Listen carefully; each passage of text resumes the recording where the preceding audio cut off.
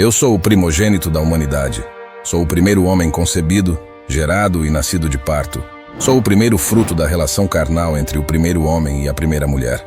Sou um símbolo do início da jornada humana na Terra. Sou o primeiro filho de Adão, criado do pó da terra, e Eva, criada a partir da costela de Adão. Meu nome é Caim, e essa é a minha história. Antes de contar a minha história, preciso falar rapidamente sobre meus pais. Meus pais. Eles viviam no Éden, um paraíso perfeito criado por Deus. Eram felizes, cercados pela beleza e abundância da criação divina. No entanto, a serpente astuta sussurrou tentações em seus ouvidos inocentes, levando meus pais a desobedecerem a Deus ao comerem do fruto proibido. As consequências foram graves. Deus os expulsou do jardim do Éden, lançando-os em terras externas que demandavam esforço árduo para produzir frutos, marcando suas vidas com trabalho penoso e dor. O alimento de cada dia que antes era abundante no Éden, agora dependia do suor do rosto de meus pais. Juntos eles enfrentaram os desafios do desconhecido mundo exterior. Foi nesse cenário que fui concebido, e em meio às lutas e dificuldades que surgiram nessa nova terra, minha mãe deu à luz ao primeiro filho da humanidade, eu, Caim. Quando nasci, havia esperança de que eu seria a resposta para as dificuldades que meus pais enfrentavam. Eles acreditavam que eu era um sinal de reconciliação com o Pai Celestial. No entanto, a sombra da desobediência e da expulsão ainda pairava sobre nós. A vida nas terras para onde meus pais foram enviados não era nada fácil, mas não tínhamos escolha, além de trabalhar para nos sustentar. Pouco tempo depois de mim, veio Abel, meu primeiro irmão, trazendo consigo uma promessa de crescimento e prosperidade. Abel era otimista, alegre e feliz. Sempre via o lado bom das coisas, tinha uma alma bondosa por natureza. Desde crianças, nossos destinos foram traçados por caminhos diferentes. Eu escolhi a terra, cultivando-a com suor e determinação, enquanto Abel, de espírito mais livre, dedicou-se ao pastoreio de ovelhas. À medida que crescíamos, nossas vocações se solidificavam, moldando nossas vidas. Minha relação com meu irmão era inicialmente de cumplicidade e amizade, e às vezes algumas desavenças, uma relação normal entre irmãos como se vê até os dias de hoje. No entanto, à medida que os anos passavam, sementes de inveja aos poucos pareciam brotar em meu coração. Algo começou a fazer com que a felicidade de Abel me incomodasse sem um motivo aparente. Quando chegou o momento de oferecermos sacrifícios a Deus, expressando nossa devoção e gratidão pelos nossos dons, como nossos pais sempre nos ensinaram, eu trouxe os frutos do solo que havia cultivado com todo o meu esforço. Abel, por sua vez, escolheu os melhores cordeiros, os primogênitos de seu rebanho, expressando sua devoção de maneira diferente, porém não menos sincera. Fomos ao campo, apresentamos nossas ofertas e aguardamos. Não sabíamos se Deus nos contemplaria com sua presença, e nem se Ele aceitaria nossas ofertas. Eis que, de repente, desceu o fogo do céu queimando e consumindo completamente os cordeiros sacrificados que Abel ofertou, um sinal claro de que o Criador se agradou e aceitou sua oferta. Abel, transbordando de felicidade por suas ofertas terem sido aceitas, não esperou nenhum instante e correu para junto de nossos pais, para dizer o que havia acontecido. Afinal, ele sabia que eles tinham a esperança de estar novamente na presença do Criador, como era no Jardim do Éden, e essa aceitação poderia ser um sinal dessa reaproximação. Eu fiquei ali no campo, ansioso, certo de que minha oferta também seria aceita, mas nada aconteceu. Os frutos que ofereci continuaram ali no chão, intactos, como se o Senhor não tivesse nem ao menos olhado para eles. Ficou claro para mim que Deus não se agradou nem aceitou a minha oferta. Um sentimento amargo começou a crescer dentro de mim, uma mistura de tristeza, raiva, ciúmes e ressentimento. Parecia que aquelas sementes de inveja que disse anteriormente tinham germinado e florescido sombriamente dentro de mim.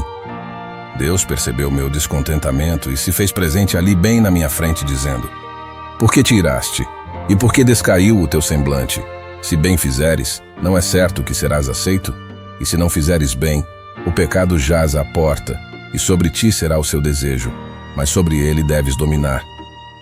Essas palavras me deixaram ainda mais indignado.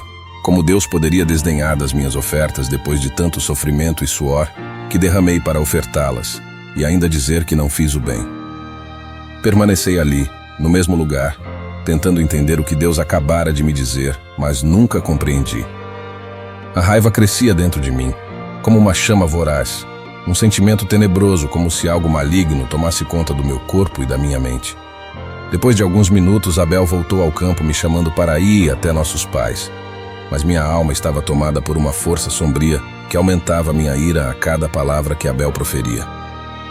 Iniciamos uma discussão e ele tentou me persuadir de que o que aconteceu era bom. Argumentou que, apesar de Deus ter aceitado apenas a oferta dele, os benefícios se estendiam a toda a nossa família. No entanto, imerso em um misto de raiva e ressentimento, recusei-me a aceitar sua perspectiva. Eu estava convicto de que meu irmão havia meticulosamente arquitetado tudo para me expor ao ridículo diante de Deus. Em vez de confrontar meus próprios sentimentos, permiti que a escuridão me envolvesse. Consumido por uma raiva irracional, enfrentei meu irmão no campo onde apresentamos nossas ofertas. O conflito atingiu um ponto crítico que culminou em um ato trágico e irreversível. Num momento de fúria incontrolável, curvei-me, agarrei uma pedra e, ao me erguer, desferi um golpe na cabeça de Abel. Ele caiu desfalecido. Seu sangue tingia a terra que eu cultivava e manchava a pedra que ainda segurava em minhas mãos. Ver meu irmão ali caído fez com que aquele sentimento sombrio que tomava conta de mim desse lugar à culpa e ao desespero. Tentei por algumas vezes acordá-lo, mas não havia mais nada a ser feito. Meu irmão Abel já estava sem vida, e o assassino, lamentavelmente, era eu, Caim. Logo em seguida, Deus, em sua justiça, confrontou-me sobre o que fiz. Tentei negar minha culpa, mas não havia escapatória. E disse o Senhor a Caim: "Onde está Abel, teu irmão?" E ele disse: "Não sei. Sou eu o guardador do meu irmão." E disse Deus: "Que fizeste? A voz do sangue do teu irmão clama a mim desde a terra." Então, Deus pronunciou uma maldição sobre mim, tornando-me um nômade na terra, condenado a vagar sem destino, incapaz de colher frutos do solo, me tornando improdutivo mesmo nos solos mais férteis da terra. E agora maldito és tu desde a terra, que abriu a sua boca para receber da tua mão o sangue do teu irmão.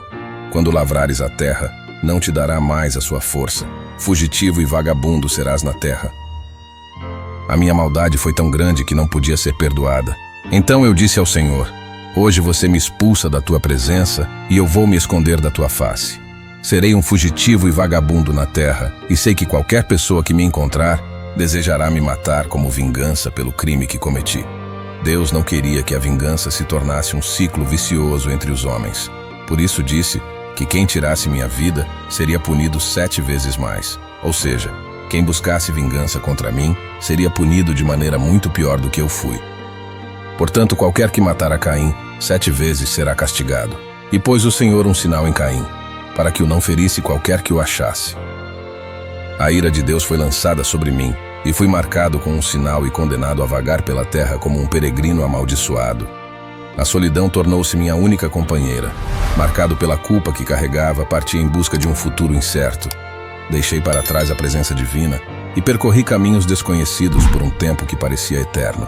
Minha jornada me levou até a região de Nod, a leste do Éden, onde a graça do Senhor parecia muito distante. Foi lá que conheci uma mulher, e em meio à minha solidão e arrependimento, formamos uma família. Nosso filho recebeu o nome de Enoque, uma escolha que representava uma tentativa de selar um novo começo, longe do peso do meu pecado original. Enoque cresceu, tornou-se homem, e construímos juntos uma cidade, a qual demos o nome de Enoque, em honra ao nosso filho. Enoque, por sua vez, continuou a linhagem que se originou da minha busca por redenção. Ele foi pai de Irade, cuja descendência deu origem a Meujael. Meujael gerou Metusael, e deste último surgiu Lameque. Assim, a história da minha descendência na terra começou a se desenrolar, marcada por uma mistura de escolhas humanas, linhagens divinas e a inevitável sombra da culpa que eu carregava. Ao observar minha descendência crescer, eu me questionava sobre o impacto de minhas ações sobre as gerações futuras. Cada membro da família trazia consigo uma parte da carga que eu carregava, e o eco do meu pecado ressoava através das eras.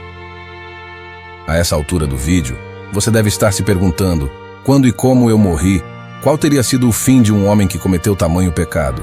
Estaria eu, Caim, ainda vagando sem destino pelo mundo desde o tempo dos meus pais? Deus me marcou com um sinal e proferiu que a pessoa que ceifasse minha vida teria um castigo maior que o meu.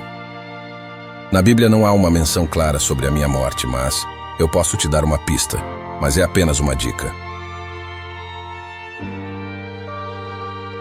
Eu sou o primeiro filho dos homens, o primogênito da humanidade, sou o primeiro assassino.